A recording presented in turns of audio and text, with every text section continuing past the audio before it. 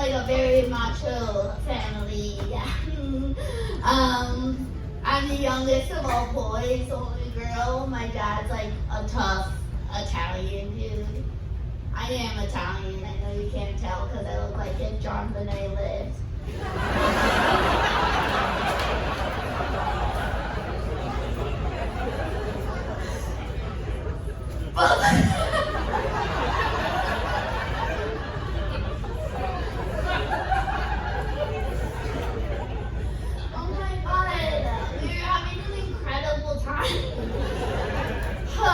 But for me growing up, it was like, oh, you better throw a perfect spiral, you pussy. If you don't win this beer chugging contest, we hate you. And then when I turned 25, they were like, why aren't you married?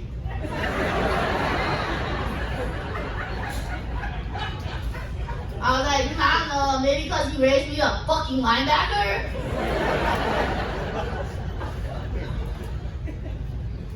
Sometimes my guy friends are like, why do you have to act like such a dude all the time?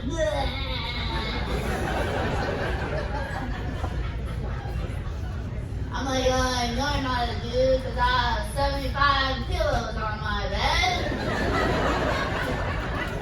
And it's never once crossed our mind to masturbate to a person's Facebook pictures.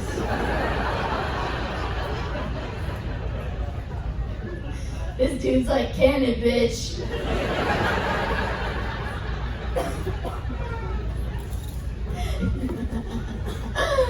Oh, dear. My dad's a self-made dude, so he thinks my generation is soft. He loves to remind me about how my great-grandfather stowed away from Italy when he was 8 years old, an orphan. He came here on a ship. He's like, yeah, that's a hard worker. He started a new life for himself. I'm like, yeah, I'm the same. I'm like that too. I try to start a new life for myself on boats with rich dudes all the time.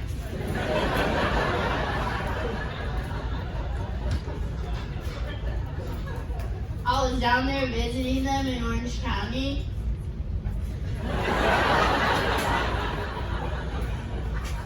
And my dad came in my room and he's like, are you doing that millennial bullshit where you lay down in the middle of the day? So I put him in a headlock and I was like, I'll let you go if you can. Tell me my birthday.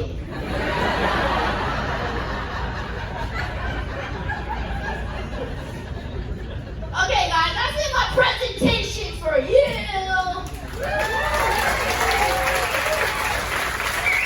What a show we got for you tonight.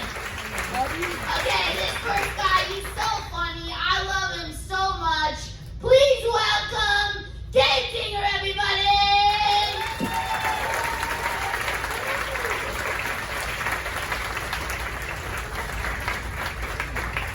For playing Saki. How about another round of applause?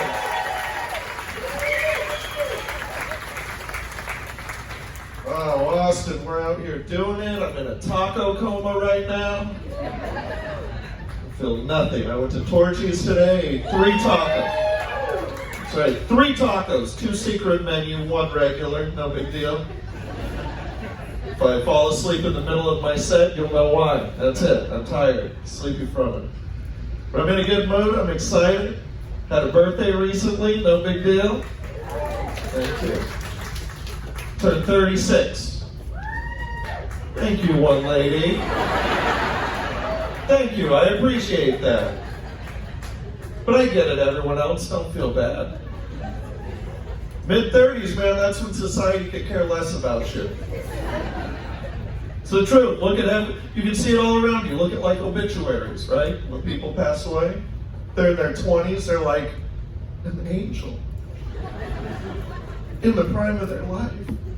Someone in their 40s or 50s, they're like, they had so much life left to live. In your mid-30s, they're like, This is probably their fault.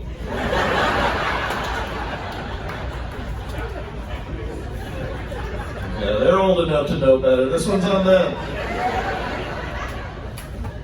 Should have been more careful. 36, I'm an adult. It's objectively an adult. There's no two ways about it. I'm a grown-up. I just don't feel it.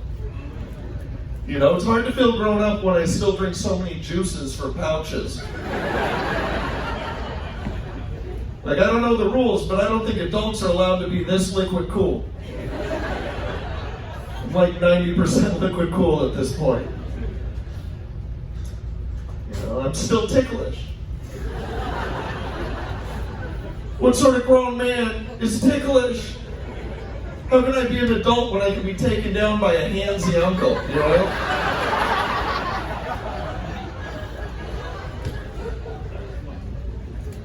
I don't feel it. The only way I really notice my age is my relationship with my mom. That's where I see it. Because now every conversation I have with my mom eventually turns into, you should have a baby. I want to be a grandma, have a baby. Isn't it time for a baby? And I'm like, Mom, the whole reason we're talking right now is because I need you to pay my phone bill. I'm fucking up on raising an iPhone. And you want me to have a baby? We're definitely going to have to put this baby in your name.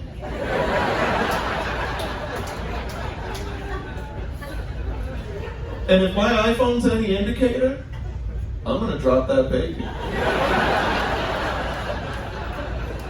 Like, kind of a lot. I'll have the baby on my lap for too long and forget it's there, and then I'll stand up and be like, baby on the hardwood floor, no. I'll drop the baby in a toilet. And then just set it in a bowl of rice, you know? Oh, don't be dead in the morning.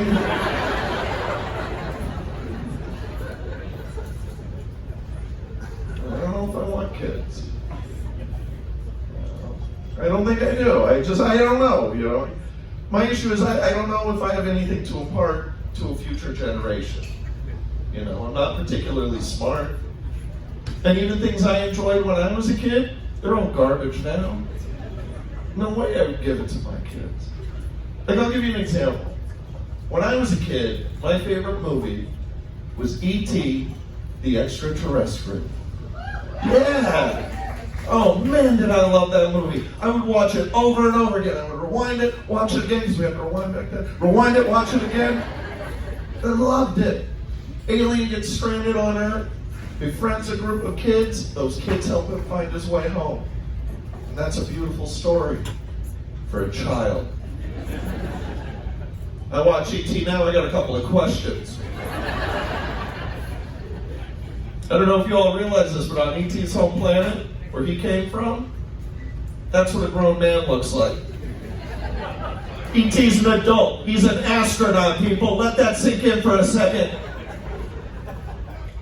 Astronaut's not a directly out of college kind of job. E.T. was in the Air Force. He was a pilot. But not just any pilot, he was a damn good pilot. He had all sorts of nicknames. Maverick. Old long neck. Now what's he doing? Running around Earth, no pants on. And all he can talk about is, oh, Elliot. Ooh, E.T., what the fuck are you talking Elliot for? I don't know what planet E.T. came from. But here on Earth, when we're lost, without pants, the order of operation is find pants, find an adult. That's what we do. I watch E.T. now, I see the government as the good guys. That's right. What did the government do wrong?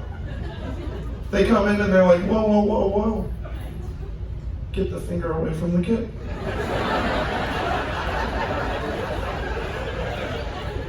that shit glowing? Gross. What does that mean? Don't put that near an open wound. The whole premise of the movie is flawed. Okay, you want us to sit here and believe that E.T. came from a planet that possessed the technology that allowed him to travel the expanses of the cosmos. They can land on a foreign planet. They get off their ship. Then they get back on that ship and they don't do a head count. You mean to tell me this advanced civilization hasn't discovered the buddy system? You don't think we would have noticed if we left Neil Armstrong on the fucking moon?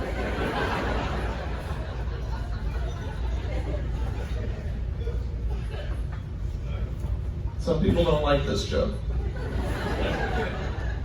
Some people are like, you know, fella, I don't need to live in a world where I view E.T. as a sexual predator. I've lost enough heroes recently. But I get it, this was tough for me too. But if you're not convinced, I want you to think about this. The movie The Martian, starring Matt Damon, was 3.5 hours long. Now in that time, on the surface of Mars, Matt Damon was able to construct a greenhouse where he grew potatoes and built a walkie-talkie. Now imagine if instead of doing all of that, he got naked and found a group of kids.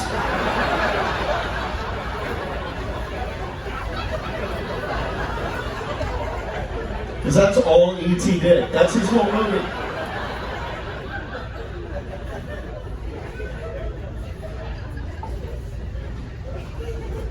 So I guess I'm just not ready for kids, is what I'm trying to say. Too much going on. It's been a big year for me, a lot of change.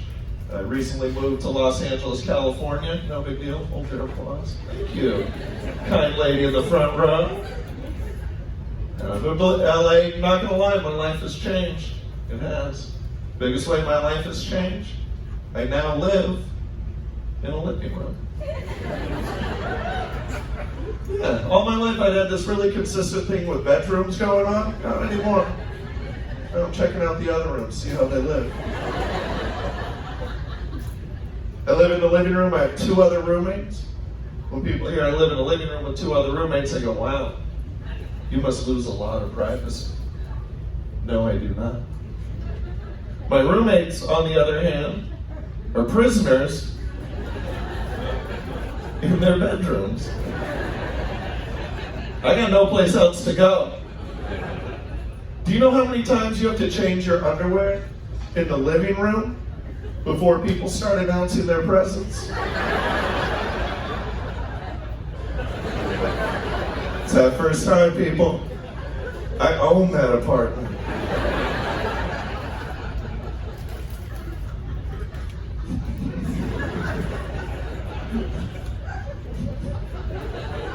That's how they reacted too.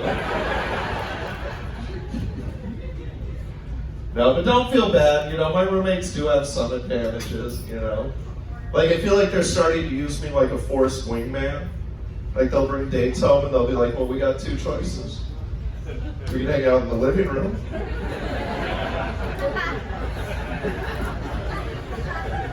Or there's a grown man reading comic books. Or we can go to my bedroom where there's a door. They take that door every time, every time. One of my roommates, when I moved into the apartment, he goes, just so you know, this apartment, great location, good parking, there's only one downside. Our apartment is haunted. He told me we had a ghost in our apartment. Now here's the thing, Austin, I'm not going to debate with you whether or not paranormal activity exists. I'm not going to do that, that's not my job. My issue is, our apartment building was built in 1989. I'm older than our apartment building. What sort of unfinished business could this ghost have? Oh, did you forget to unload the dishwasher? Did you not see the last episode of Cheers? Let's get you out of here. If you have a ghost in your apartment, you don't have to be afraid of that ghost. That's a loser ghost. You mean to tell me even in the afterlife you're still renting? You couldn't find 3 or 4 other shitbag ghosts to haunt a house together?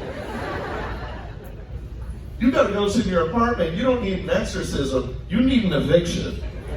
Get that shit out legally. Another way my life has changed in the last year, I'm single for the first time in 5 years, which I know is hard to believe, that even the guy in the living room has to deal with heartbreak. I know. But even the mightiest king must fall from his throne every now and again. Sucks, thank you. You're so sympathetic. Thank you. No, it sucks though, I'm not gonna lie, I don't like being single. I'm not good at being single. You know, I'm not a very sexually aggressive person. You know? Like, I don't want to say I have low T, but definitely a lowercase T.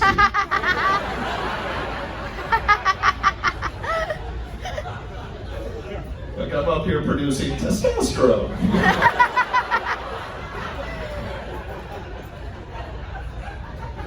Yeah, those Capri Suns really stunt something.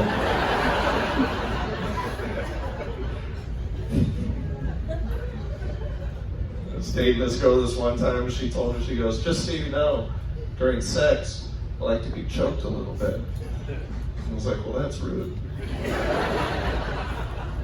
Maybe I don't get enough sex, but I'm not about to risk someone's health that's putting out. That's right, ladies, if you're willing to get naked in front of me, you can breathe. You're a friend. What are you choking your friends for?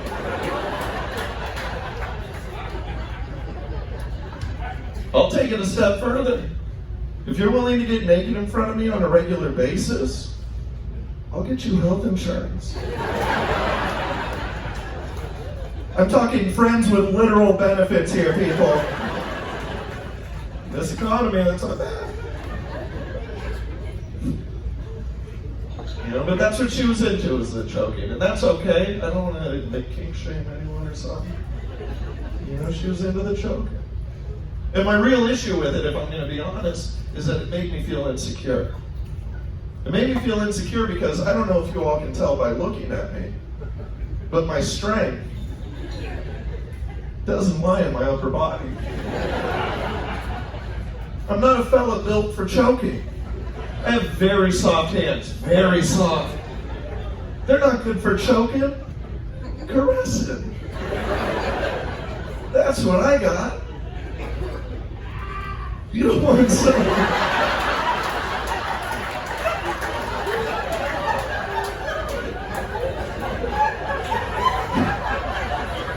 Choke you with jokes I could do.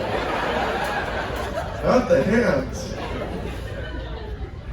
Oh, you don't want someone to request a choking? You attempt it, they say harder, and you're like, well.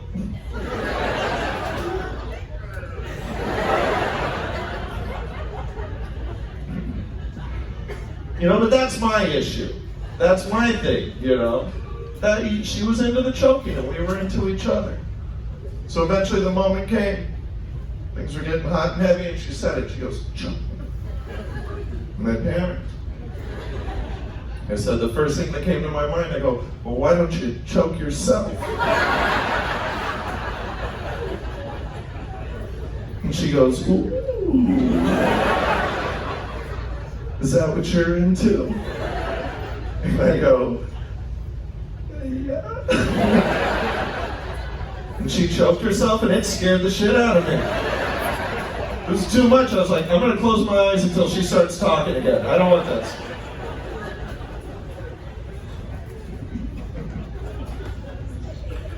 Look, I don't want to stand in front of a room full of strangers and describe myself as vanilla. I don't want to do that. But if I were to compare my lovemaking style to an ice cream flavor, birthday cake. Yeah, it's birthday cake. There's some fun stuff sprinkled in there. A little bit of fuck-fetty, if you will. But that vanilla's holding it together. You know? That's the glue. But I'm okay with it. You know, I don't need the fanfare, the hoopla. The only thing I wish I was better at is dirty talk. Boy, I wish I could dirty talk. I get it. I understand how it's supposed to work, the words you're supposed to use. It's the tone I can't get right. See, I smile too much. When I dirty talk, it sounds like a grandparent looking for approval from a gift. It's yours, take it. Take it, do you like it? Well, take it. Who's your daddy? I don't know.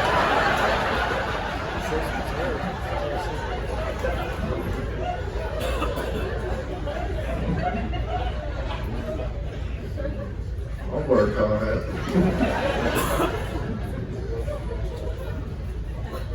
I'm trying to get back out there, you know, dating again. It's scary. You know, I'm dating in my 30s now. That's new. You know, I've never done that before. And I'm not saying in your 30s you have to lower your standards. I'm just saying it's time to be honest. Time to look in that mirror and see who's looking back. I was swiping the other day, I saw this one gal and she goes, I'm looking for a guy who's financially and emotionally secure. Lady, we're in our 30s. You get one or the other.